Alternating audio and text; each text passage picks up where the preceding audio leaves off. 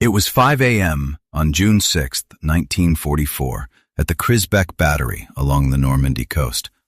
Through the trembling lenses of his binoculars, Oberleutnant Zerzay Walter Ohmsen scanned the horizon, searing into his memory a tableau that would haunt him for the rest of his life.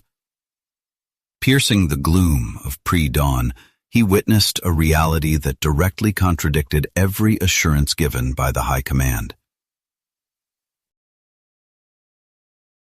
The English Channel, long touted as the protective moat shielding the western flank of the Third Reich, had been transmuted into a highway of steel. An endless armada stretched from one end of the horizon to the other, their dark silhouettes fusing into a singular, approaching mass of doom.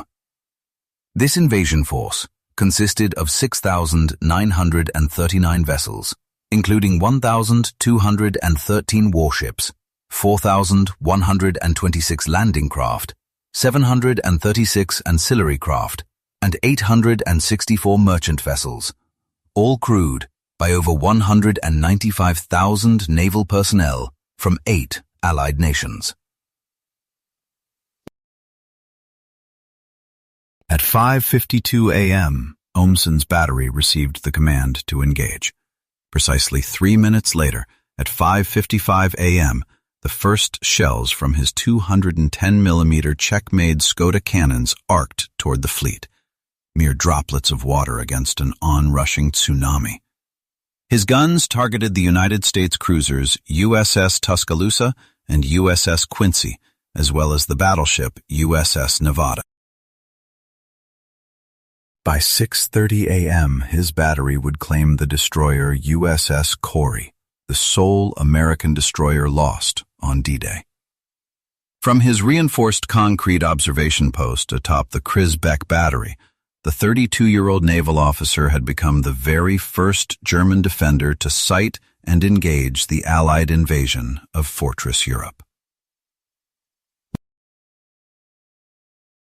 What Ohmsen observed through his Zeiss rangefinder that morning was far more than an invasion fleet. It was the undeniable physical manifestation of an industrial capacity that Nazi propaganda had insisted was impossible. The mathematics of inevitable defeat were sailing toward him at 8 knots, marking the start of a total transformation.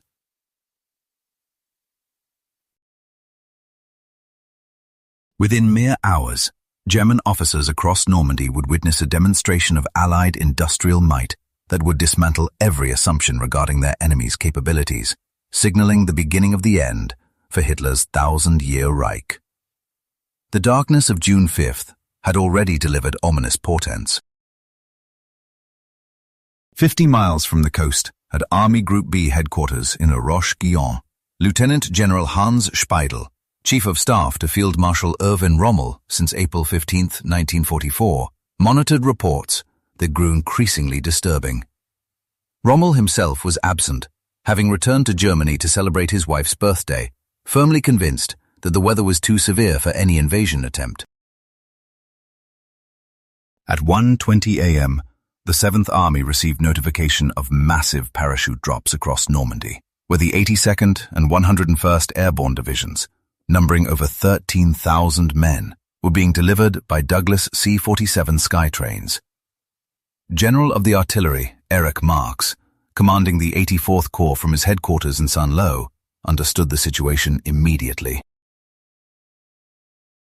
A veteran of the Eastern Front who had lost a leg at Stalingrad, Marcks possessed a tactical instinct honed to a razor's edge by years of combat. Yet even Marcks, one of the Wehrmacht's most experienced commanders, could not conceive of the sheer scale of what was approaching. The German defenders had prepared for an invasion, but they were utterly unprepared for an industrial avalanche that would bury them under sheer material superiority. Vice Admiral Friedrich Ruger, appointed as naval advisor to Rommel in November 1943, had spent months inspecting the coastal defenses. Born into a naval family in 1894, Ruger understood maritime operations better than any German officer in France, and had pressed for more mines, more obstacles, and more guns. As he would later write in his memoir, Rommel in Normandy, "We were preparing to fight the last war. They were bringing the next one." The German High Command had deluded itself into believing the Allies could mount an invasion with perhaps 20 divisions, supported by maybe 3,000 vessels.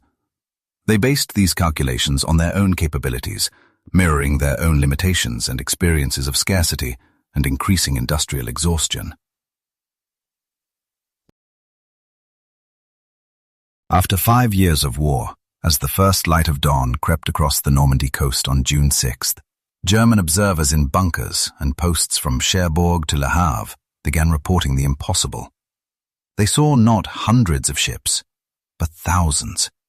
Not a mere raid or feint, but the largest amphibious invasion in human history. At Strong Point West End 62, overlooking the sector that would become known as Omaha Beach, Gefreiter Heinrich Sevelow peered through his machine gun embrasure at 5:45 a.m. This 20-year-old farm boy from Metzingen had never seen the ocean before being stationed in Normandy, and now he saw no ocean at all, only steel. Sevelow would later recall in his memoir seeing ships everywhere, big ships, small ships, thatch ships with flat bottoms, and destroyers racing back and forth like sheepdogs. The horizon had vanished. He tried to count them, but gave up at 100, realizing there were simply thousands.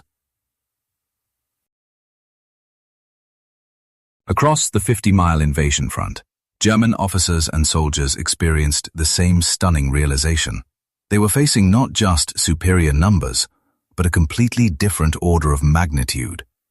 At 5:30 a.m., the naval bombardment commenced, with a fleet comprising 5 battleships, 20 cruisers, 65 destroyers, and 2 monitors. For the German defenders, this was their first harsh lesson in American industrial mathematics.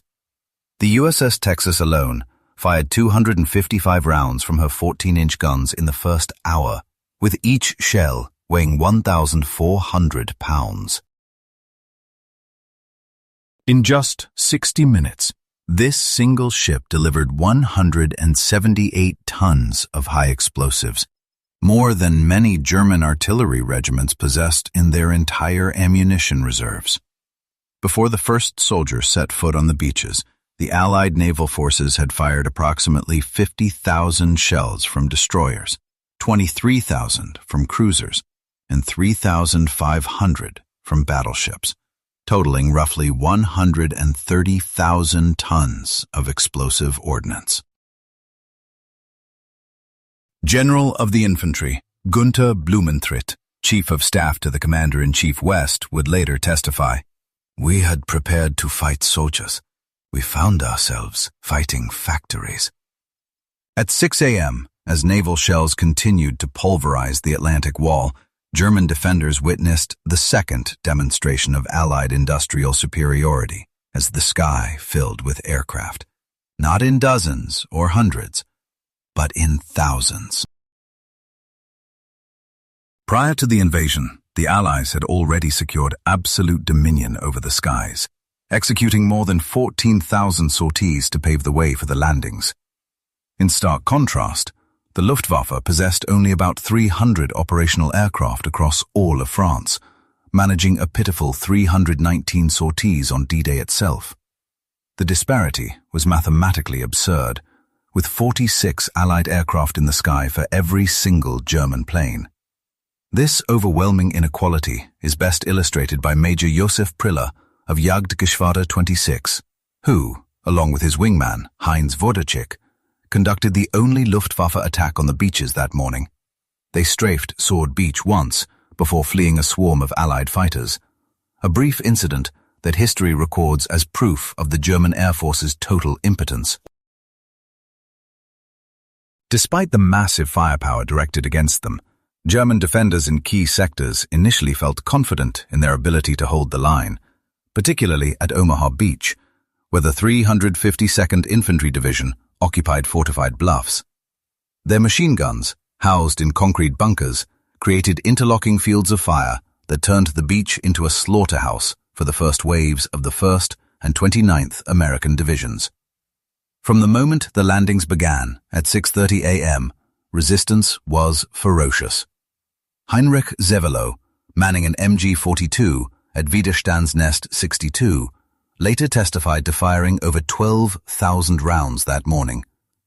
He witnessed American soldiers falling by the hundreds, their bodies drifting in the surf as the ocean water turned red with blood, creating a terrifying moment where it seemed the Atlantic Wall would prevail. However, at approximately 8 o'clock in the morning, just as General Omar Bradley was considering evacuating the beach due to the critical situation, the battle turned on an unprecedented naval decision. American destroyers, ignoring the lethal risks of mines and running aground, closed to within 1,000 yards of the shore to engage in point-blank bombardment. The USS McCook, USS Carmick, USS Doyle, and USS Frankfurt trained their 5-inch guns on specific German strongpoints, delivering fire support with a precision that was impossible to miss at such short range. This decisive action, widely preserved in naval records, shattered the German defense at Omaha and marked the moment the enemy began to comprehend the true scale of American power. This realization went beyond mere ship numbers. It was the American willingness to treat expensive warships as expendable tools of war that shocked the German command. While the Kriegsmarine viewed their vessels as precious and irreplaceable assets, the United States Navy was prepared to sacrifice ships like the USS Corey, which was lost during the operation, because they knew there were thousands more to take its place. As the morning wore on, German observers were stunned by a spectacle that defied their understanding of amphibious logistics. An endless, mechanical conveyor belt of men and heavy equipment flowing uninterrupted from the sea to the shore, hour after hour. The variety of specialized engineering deployed was staggering, as landing craft tank vessels delivered 30-ton Sherman tanks directly onto the sand, while massive 328-foot landing ship tanks beached themselves to release entire tank companies through their bow doors. Amphibious DUKW trucks swam from the ocean and drove steadily up the beach, ferrying supplies directly to combat units without pausing. By nightfall, the Allies had landed approximately 156,000 troops, 132,715 by sea and 23,400 by air, a force that outnumbered the entire German 7th Army defending the Normandy region. The statistical achievement of those first 24 hours was monumental, delivering 156,000 personnel, 20,000 vehicles, 15,000 tons of supplies, and 1,700 tanks onto French soil. To understand the disparity, one must consider that the opposing German 7th Army possessed fewer than 500 operational tanks in the entire region, meaning the Allies had landed 3 times that number in a single day. The German response revealed a systemic breakdown, as the legendary panzer divisions that had conquered France in 1940 were paralyzed by Allied air supremacy and relentless naval gunfire. The 21st Panzer Division, the only armored unit positioned close enough to intervene, did not launch its counterattack until 4 p.m., taking 3 hours to navigate the 10 miles from Ranville through Caen. When their surviving armor finally engaged near Sword Beach, they were decimated by naval artillery directed by forward observers, including 15-inch shells from the HMS Warspite, stationed 15 miles offshore. SS Standartenführer Kurt Meyer of the 25th SS Panzer Grenadier Regiment would later record this futility, writing that the enemy's material superiority swept away their strength like a wave breaking on a rock. By June 7th, D-Day +1, German reconnaissance photos revealed something even more incomprehensible. The Allies were not capturing ports, but constructing them from scratch in the open sea. These Mulberry harbors, prefabricated in Britain, utilized 600,000 tons of concrete, 33 jetties, 10 miles of floating roadways, and 93 ships deliberately sunk as breakwaters. Within 2 weeks, these artificial ports were handling 9,000 tons of supplies daily, proving that the Allies had simply engineered their way around the need for the captured harbors the Atlantic Wall was built to protect. Throughout June of 1944, German commanders gradually accepted the total failure of their intelligence, having been completely deceived by Operation Fortitude. They had been convinced that the Normandy landings were merely a feint, and that the true invasion would be led by Patton's fictitious 1st United States Army Group at the Pas de Calais. This masterstroke of deception kept vital German reserves frozen in place for weeks, waiting for a phantom army to arrive, while the real invasion force secured its foothold in Europe. General Leo Geyer von Schweppenberg, commander of Panzer Group West, realized the full extent of the Allied deception only when captured documents exposed General Patton's true position in Normandy at the head of the very real Third Army. As June bled into July, the situational reports sent by German officers to High Command grew increasingly frantic. In a now infamous exchange, Field Marshal Gerd von Rundstedt, the Commander-in-Chief West, received a call from Field Marshal Wilhelm Keitel at the OKW, asking why the invasion force had not yet been repelled. Von Rundstedt's blunt reply, "Make peace, you fools. What else can you do?" resulted in his immediate dismissal. On June 17th, Field Marshal Erwin Rommel met with Hitler at Margival in France, armed with statistics that starkly illuminated the hopelessness of the German position. Rommel detailed the enemy's total air supremacy, the reduction of German divisions to 30% strength, and the paralyzing effect of naval gunfire, which made daylight movement impossible. Hitler responded by categorically forbidding retreat and demanding fanatical resistance, sending Rommel away with the grim knowledge that Germany was doomed. Within a month, the Field Marshal would be implicated in the July 20th plot and forced to take his own life. Rommel's chief of staff, Hans Speidel, who survived the conflict, later wrote in his book, Invasion, 1944, that the Wehrmacht was not vanquished by superior strategy or soldiers, but was simply buried under an avalanche of material. The battle for Caen served as a brutal demonstration of this futility, where 467 RAF heavy bombers dropped 2,500 tons of ordnance in just 40 minutes, unleashing more explosive power in under an hour than the entire Luftwaffe possessed in France. The 12th SS Panzer Division Hitlerjugend, considered one of Germany's elite units, entered the Normandy campaign with over 20,000 men and 150 tanks. But after 6 weeks of attrition and the slaughter of the Falaise pocket, it was reduced to a mere 300 soldiers and no armor. The American breakout, known as Operation Cobra, which commenced on July 25th, solidified this Allied supremacy as a massive aerial armada of nearly 2,500 bombers dropped 3,300 tons of explosives into a narrow, designated kill zone. Generalleutnant Fritz Bayerlein, whose Panzer Lehr division was positioned directly beneath this bombardment, reported that his unit was not fighting a traditional army, but rather an industrial complex. The Panzer Lehr, which had arrived with 190 tanks and 16,000 troops, effectively ceased to exist. Of the 3,000 men caught in the primary target zone, 1/3 were killed instantly, another third were wounded, and the remaining 1,000 were left too psychologically shattered to continue fighting.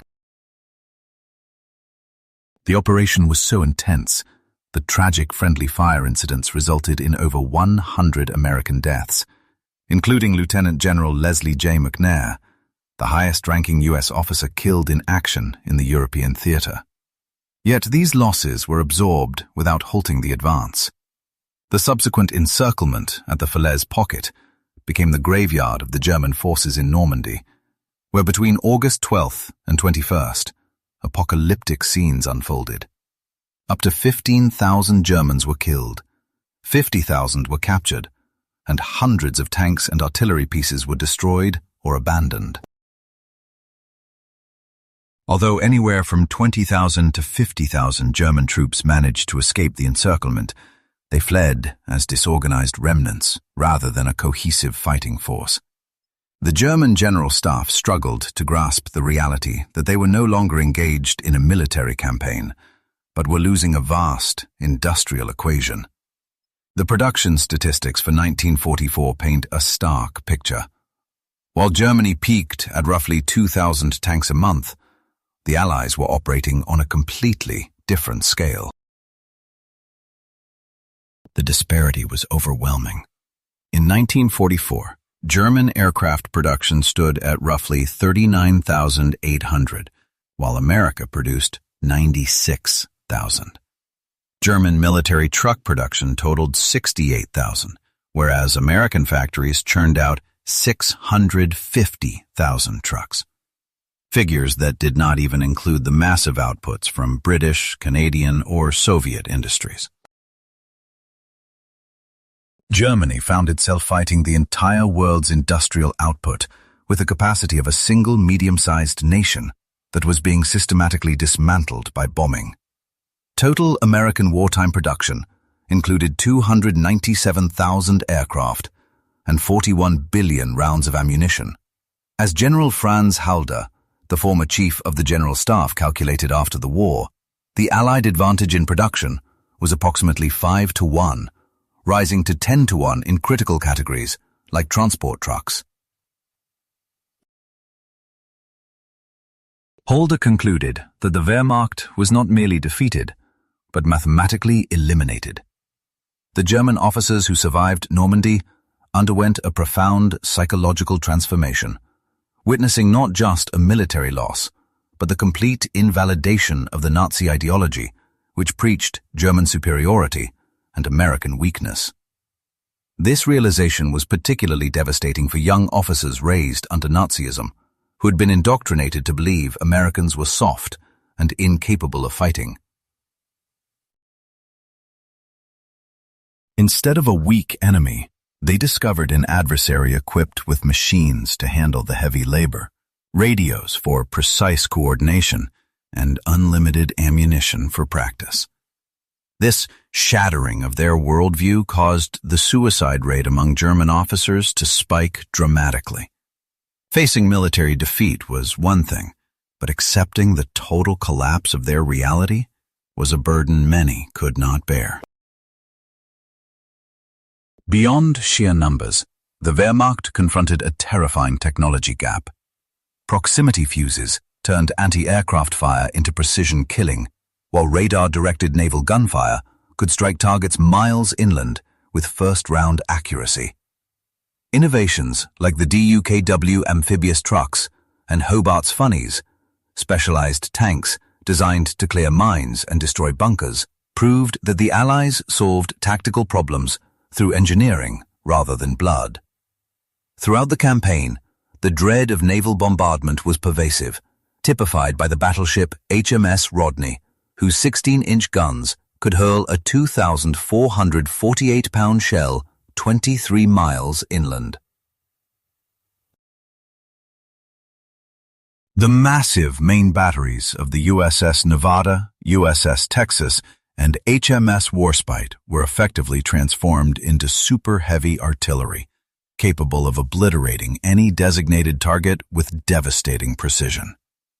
German shore batteries that attempted to engage these naval vessels quickly discovered the futility of their efforts, as the ships not only maneuvered to evade fire, but retaliated with overwhelming force.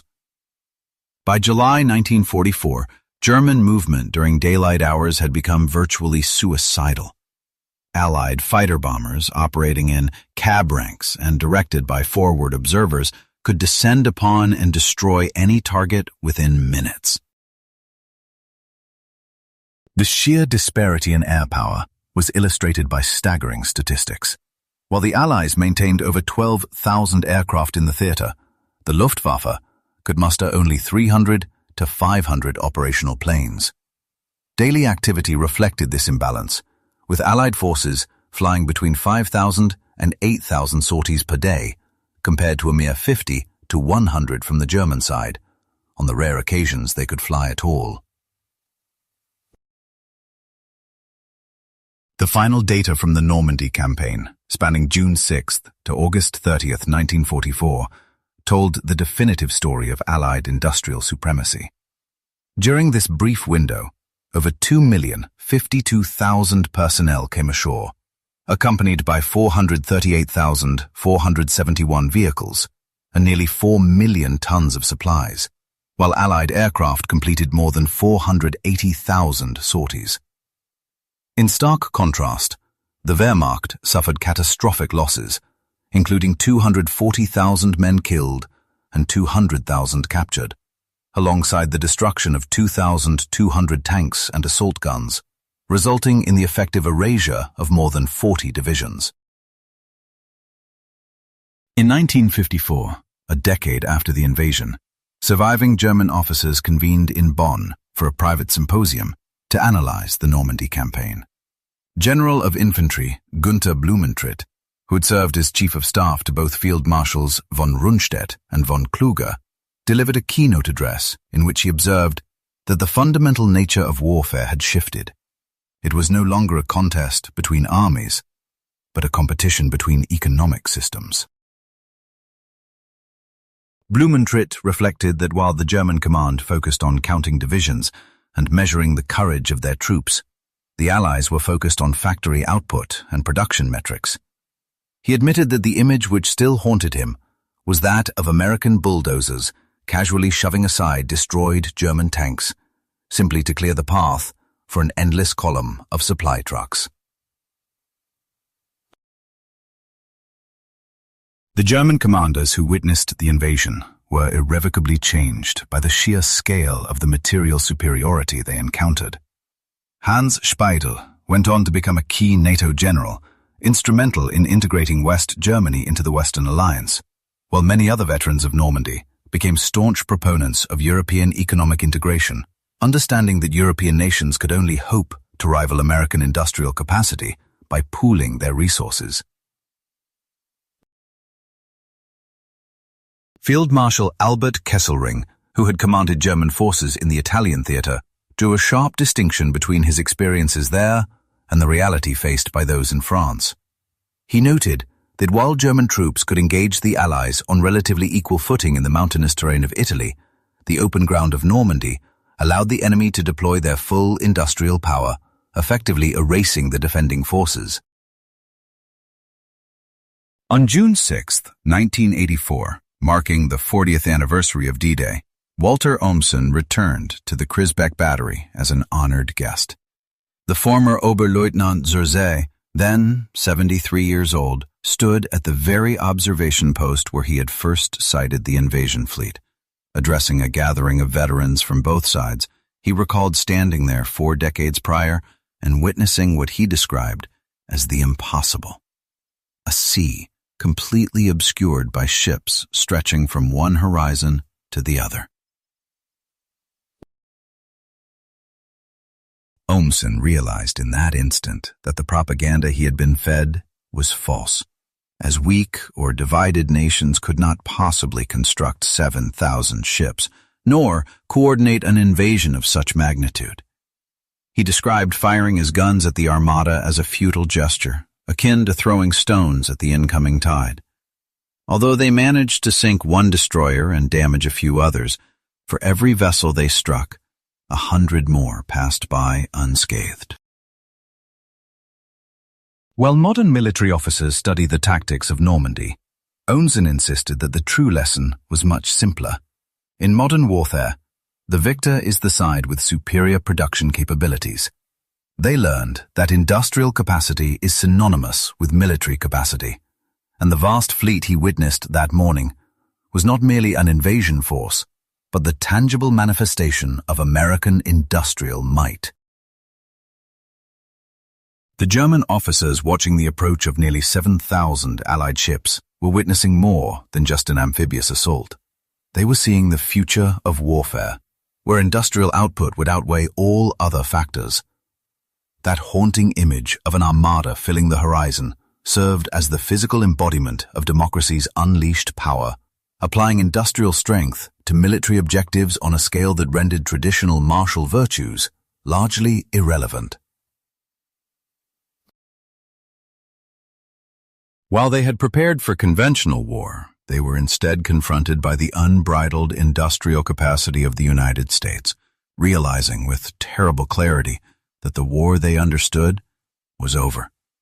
Their defeat was mathematical rather than military, a result of industrial disparity rather than tactical failure. It was not a lack of courage, but a shortage of logistical support. This lesson was written in steel across the English Channel on June 6, 1944, when that massive fleet announced the arrival of American industrial might in Europe, ensuring that nothing would ever be the same again.